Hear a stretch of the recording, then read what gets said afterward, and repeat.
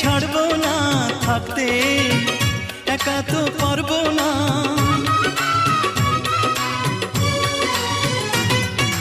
না না ভেঙো না আমার মন, আমি তোমার খুব আপন জন। মিষ্টি মিষ্টি কথায় আমার একটু বলে যাও, ও সাথী আমার তুমি কেন চলে যাও, ও সাথী আমার তুমি কেন চলে যাও। কি দোষ করেছি এ কথা